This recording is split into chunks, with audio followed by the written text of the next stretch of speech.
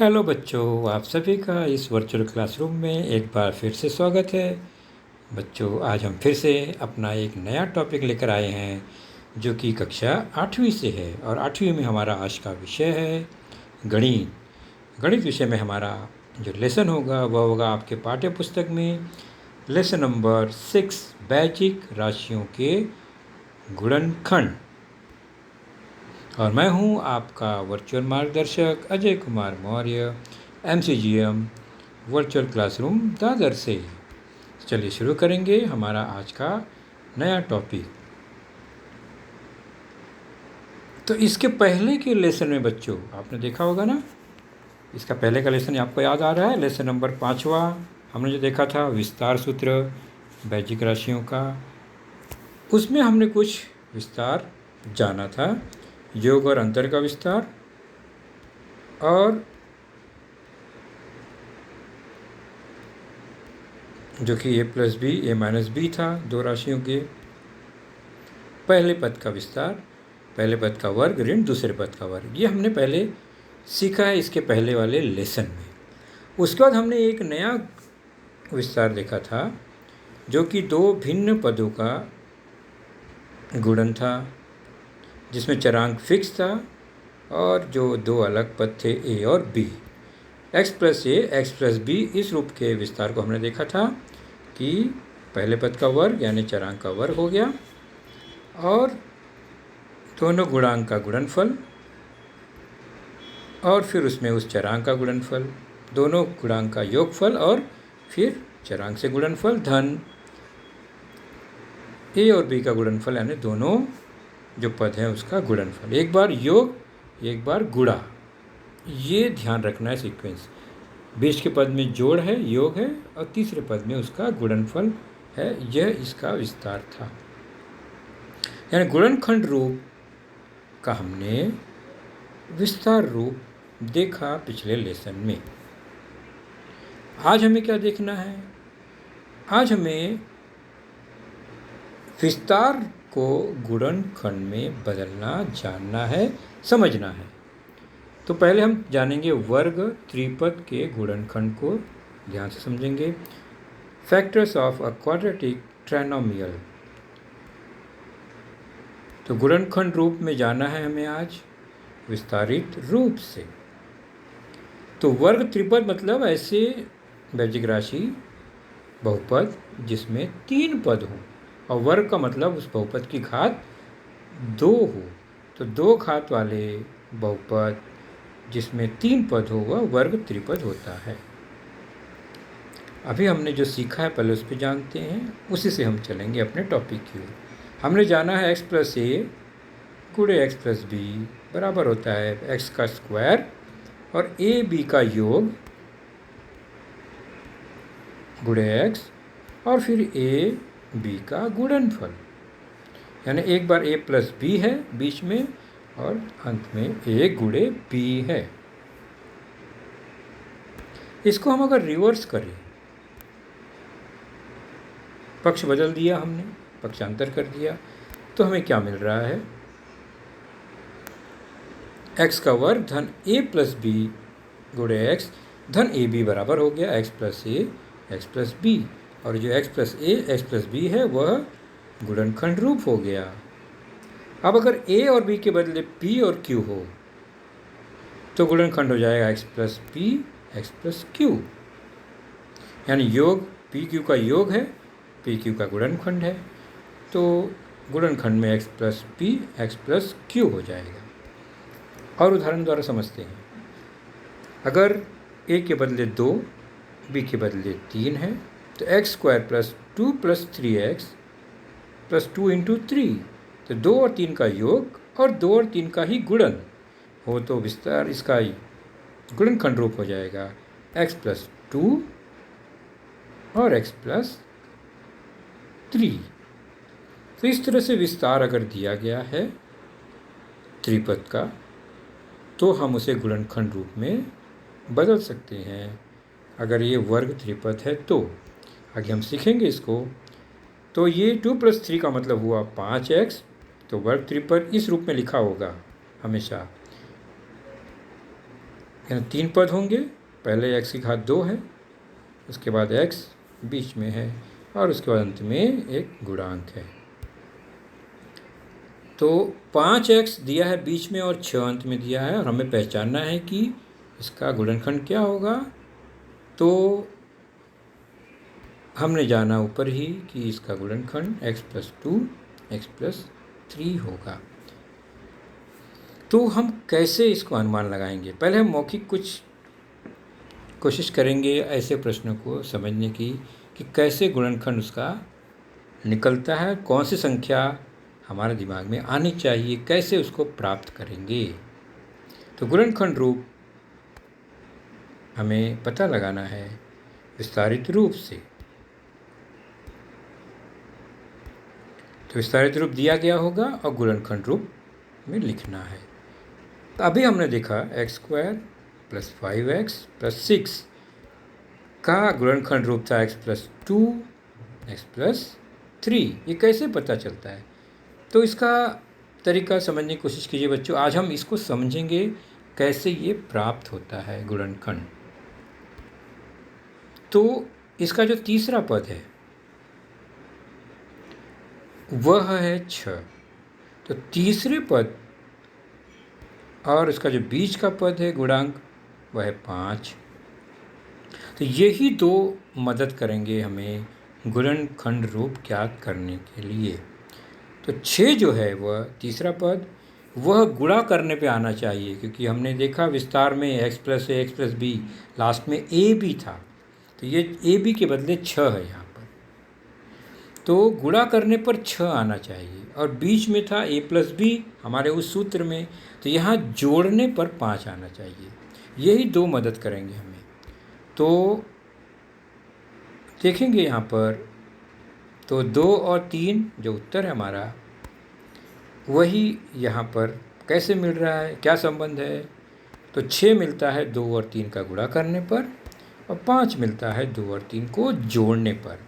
यानी ऐसी दो संख्या जिसका गुणा करने पर और जिसका योग करने पर हमारे प्रश्न के गुणांक मिल जाएं, तो वही दोनों संख्याएं गुणनखंड में आएंगे।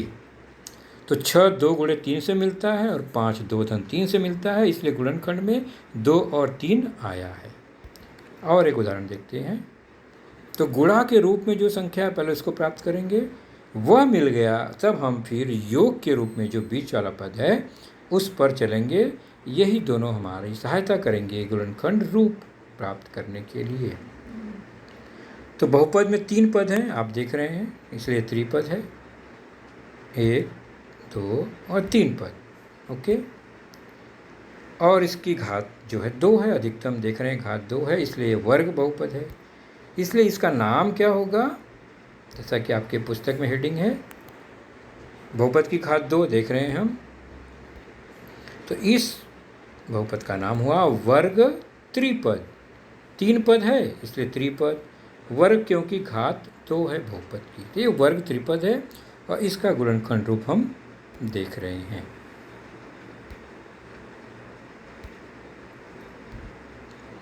चलिए पहले हम मौखिक प्रयास करेंगे, फिर इसको हल कैसे करते हैं लिखित रूप में जानेंगे।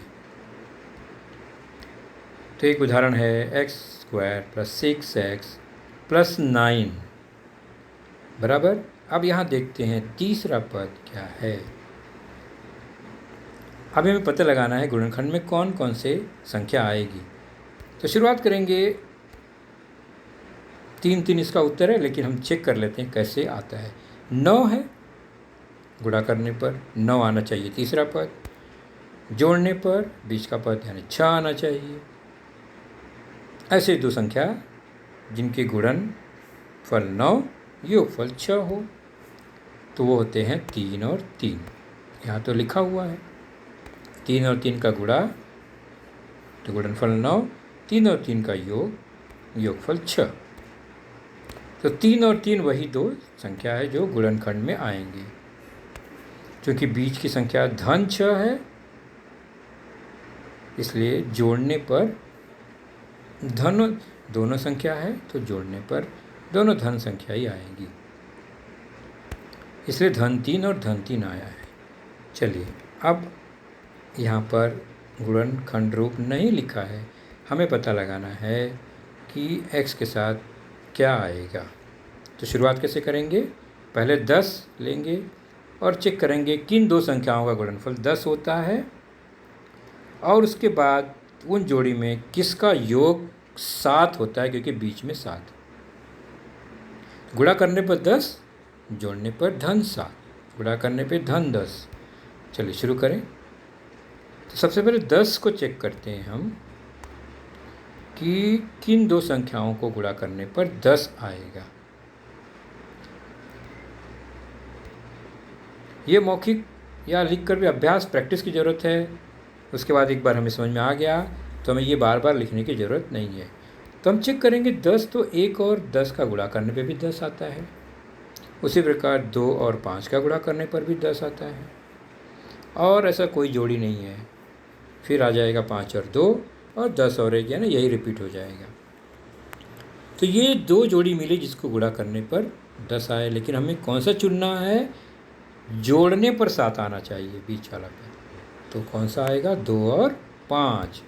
तो हमारे लिए संख्या है 2 गुणे 5 करने पर 10 आता है, और 2 और 5 जोड़ने पर बीच वाला पद यानी 7 आता है। तो 2 और 5 हमें वो संख्या मिल गई, धन 2 धन 5। इसलिए हमारा जो गुणनखंड रूप होगा वह इस तरह से होगा, x धन 2 x धन 5। तो ये मौखिक हमने प्राप्त कर लिया। कैसे चेक किया? तो तीसरा पद का गुणनखंड निकाला और चेक किया क्या वो दूसरे पद में जो गुणांक है उसके योग के बराबर कौन सी जोड़ी होती है।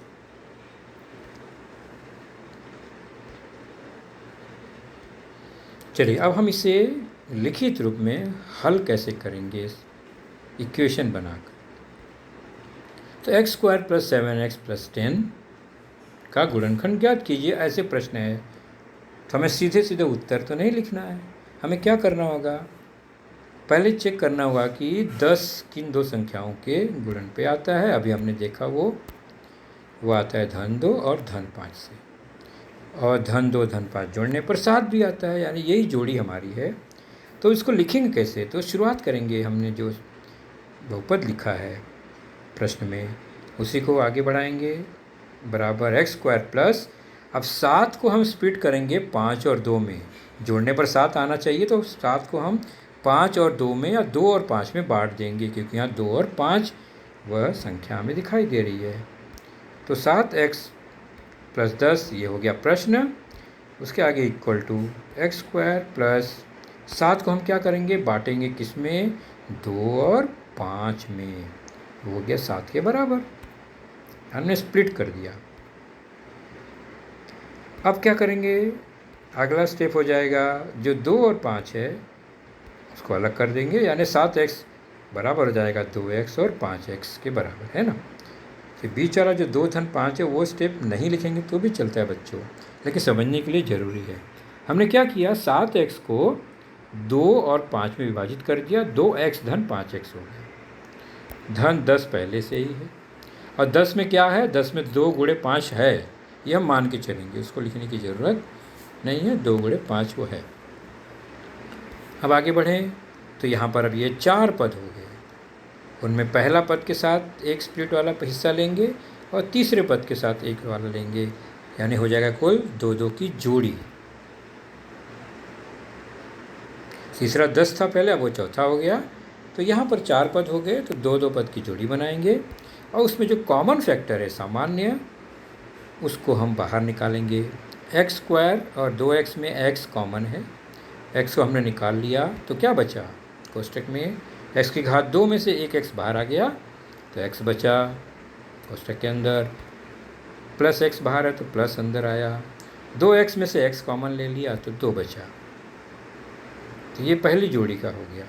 दूसरा जोड़ी है 5x धन 10 ऊपर, उसमें से हमने दोनों धन है तो 5 दोनों में कॉमन है, क्योंकि यहाँ 5x है, वहाँ 5 गुणे 2 है, तो 5 बाहर ले लिया। तो कोष्टक में आ गया, पहले पद में x बचा धन 10 में से 2 गुणे 5 में से हमने 5 ले लिया, तो बचा क्या? 2, गुणन रूप में कॉमन लिया। इसमें ज़रूरी बात अब आ गया, ये कोष्टक के दोनों पद सामान्य हैं, दोनों पद में, तो उसको कॉमन ले लेंगे जो दोनों में है। x प्लस 2 दोनों में है, हमने वहाँ से ले लिया कॉमन। बचा क्या? बचा है पहले में x, दूसरे में धन 5। तो इस तरह से ये गुणनखंड रूप हो गया x² प्लस 7x प्लस 10 का। तो धीरे धीरे प्रैक्टिस से आने लगेगा बच्चों, बहुत आसान है ये। हमें केवल शुरुआत है इसलिए नया नया थोड़ा अजीब सा लग रहा है कि उल्टा है ये। यह है विस्तार से गुणनखंड। तो तीसरा पद जो है, इस क्रम में हम लिखने के बाद तीसरा पद का गुणनखंड, उसके बाद वो दूसरे पद के गुणांक के योग के बराबर होना चाहिए, ये ध्यान रखना है। चलिए थोड़ा सा अलग लेते हैं। ऋणात्मक संख्या है, ऋण 7 जो है गुणांक है बीच वाले पद का, प्लस 10 है। अब यहाँ पर शर्त क्या हो गई? शर्त यह है कि तीसरा पद तो धन 10 है, तो गुणा करने पे धन 10 आना चाहिए। तो धन 10 आने के लिए धन 2 और धन 5, और जोड़ने पर ऋण 7 आना चाहिए। क्या यहाँ पर है ऐसा? धन 2 और धन 5 तो धन 7 होता है, हमें ऋण 7 चाहिए। इसका मतलब ये जोड़ी थोड़ी गड़बड़ हुई। गुणा करने पे 10 आ रहा है, लेकिन जोड़ने पर ऋण 7 नहीं आ रहा है। इसका मतलब जोड़ी ये है, ऋण 2 ऋण 5, दोनों ऋणात्मक होगी, तब गुणा करने पे धन आएगा, और बीच का पद ऋणात्मक है, इसलिए दोनों ऋण होना चाहिए। ये बात ध्यान में रखिए बच्चों। तीसरा पद धनात्मक है, तो बीच वाला पद का जो चिन्ह है, दोनों चिन्ह उसी के होंगे। बीच वाला पद ऋणात्मक है तो दोनों ऋणात्मक होगी, बीच वाला धनात्मक है तो दोनों धनात्मक होंगे। तो बीच वाला यहाँ -7 है, इसलिए दोनों -2 और -5 ही हमारा सही वह संख्या होगा, सही जोड़ी होगी। तो हमारा जो प्रश्न है कुछ इस तरह से है, x² - 7x प्लस 10। अब हमें ध्यान किस पर देना है? -7 को हमें -2 और -5 में बदलना है। तो ये स्टेप जो है वो समझने के लिए है कि प्लस -7 को हमने -2 -5 में लिख दिया, बाकी सब वैसे का वैसे ही है। ये स्टेप लिखने समझने के लिए था। तो हमारा मुख्य उद्देश्य है -7x को हमें किस रूप में बदलना है? -2x ऋण -5x, ये -7 के बराबर हो गया, धन 10 आएगा। तो ये तीसरा स्टेप जो है वो इम्पॉर्टेंट है, दूसरे स्टेप की ज़रूरत समझने के लिए है। तो हमने -7 को -2 -7 में -5 में बदल दिया, और -2 और -5 का गुणनफल धन 10 आता ही है, वो लिखा ही गया है। आप जोड़ी बना देंगे इस तरह से, पहला 2 और आखिरी 2। कॉमन फैक्टर लेना बहुत इम्पॉर्टेंट है। कॉमन है दोनों में x, धन x, तो x² में से x बचा, और -2x में से -2 बचा, वो कोष्टक में आ गया। अब यहाँ पर ज़रूरी फैक्टर क्या है? x -5x है, और पहले आपने देखा कॉमन लेने पर कोष्टक में धन x है, इसलिए यहाँ पर धन आना चाहिए। उसके लिए ऋण 5 को कॉमन ले लेंगे, ऋणात्मक संख्या कॉमन लेंगे, -5, तो अंदर धन x बचेगा, और हमें धन x ही चाहिए, क्योंकि नीचे जितने कोष्टक में जो संख्या आएगी, पद आएंगे, वो एक जैसे होने चाहिए। इसलिए हमने -5 कॉमन लिया ताकि x धनात्मक कॉमन आए। अब कोष्टक में क्या आएगा? दूसरा धन 10 में से ऋण 5 आ गया, क्योंकि धन 10 क्या है? ये ऋण 5 गुणे ऋण 2 है, उसमें से ऋण 5 कॉमन आ गया, तो -2 बचेगा। कोष्टक के बाहर ऋणात्मक संख्या अगर लेते हैं तो अंदर कोष्टक में चिन्ह अलग अलग आएंगे। तो ऋण आ गया, धन 10 का ऋण 2 बचा। तो अब कोष्टक में दोनों पद जो हैं समान हो गए। तो समान होने पर क्या करते हैं? उसको कॉमन लेते हैं। तो x - 2 यहाँ पर कॉमन हो गया, और जो बच गया उसको अलग कोष्टक में लिखेंगे। तो पहले में है x बचा, और दूसरे में है -5 बचा, यह भी एक कोष्टक में आ गया, और यह हो गया x² - 7x प्लस 10 का गुणनखंड रूप। अब चलते हैं प्रश्न संग्रह 6.1 पेज नंबर 30 पर आपके पुस्तक में एक प्रश्न है, उसको भी इसी तरह हल करते हैं। x² + 9x + 18, तो हमारा ध्यान कहाँ जाना चाहिए? सबसे पहले तीसरा पद +18 पर। इसको ऐसे गुणनखंडों में बांटना है कि गुणा करने पर धन 18 आए और जोड़ने पर धन 9 आए। तो धन 9 का मतलब दोनों पद धनात्मक होंगे। तो जोड़ी कौन सी होगी? 9 दूनी 18, क्या ये सही जोड़ी है? जोड़ने पर 9 आना चाहिए, लेकिन जोड़ने पर तो यहाँ 11 आ गया, गलत हुआ। और कौन सी जोड़ी है? 3 और 6, 3 6 18, और जोड़ने पर आएगा 3 और 6 9। इसका मतलब यही सही जोड़ी है, धन 3 धन 6। तब हम क्या करेंगे? प्रश्न को लिखेंगे बराबर बीच वाला पद 9x को हम बांट देंगे 3 और 6 में, 3x धन 6x और अंत में 18। तो एक कोष्टक लगाना जरूर नहीं था, लेकिन मैंने इसलिए लिखा है क्योंकि 9x को बांटा हमने 3 और 6 के रूप में। तो सरल रूप कर देंगे x² + 3x + 6x + 18। तो बीच वाले पद को बांटने के लिए 18 का गुणनखंड करना पड़ता है। अब जोड़ी जोड़ी बनाकर कॉमन निकालेंगे। कॉमन x बच गया कि x + 3x में से x निकला तो x बचा, 3 बचा। और उसके बाद सब धनात्मक है तो 6 कॉमन आएगा, क्योंकि 6 और 18 में 6 है, 6 3 18, 6 कॉमन आ गया। बचेगा x 6 के साथ, और 18 में से 6 कॉमन हुआ तो 6 3 18, यानी 3 बच गया। और ध्यान देने वाली बात है, दोनों कोष्टक के पद समान होने चाहिए। अगर समान नहीं हो रहे हैं तो आपने कॉमन लेने में कहीं मिस्टेक किया, ये बात ध्यान रखिए। अब कॉमन फैक्टर हो गया x + 3, और बचा हुआ पद x धन 6। तो ये हो गया गुणनखंड रूप किसका? x² + 9x + 18 का। है ना बच्चों? आसान लग रहा है अभी? तो आज हमने क्या सीखा? ध्यान रखिए हमने कैसे सीखा। हमने सीखा आज कि वर्ग त्रिपद का गुणनखंड निकाला, लेकिन किस तरह के गुणनखंड थे वो, किस पद के थे? जिसके वर्ग चरांक का गुणांक 1 था, जैसे x² + 9x + 18 अभी जो हमने देखा। इसमें खास बात क्या थी? इसका जो वर्ग पद है ये x की घात 2, उसका गुणांक 1 ही है। तो ऐसे दैविक राशि का हमने अभी गुणनखंड निकाला, वर्ग पद का गुणांक 1 था। लेकिन हर बार ऐसा नहीं होता है।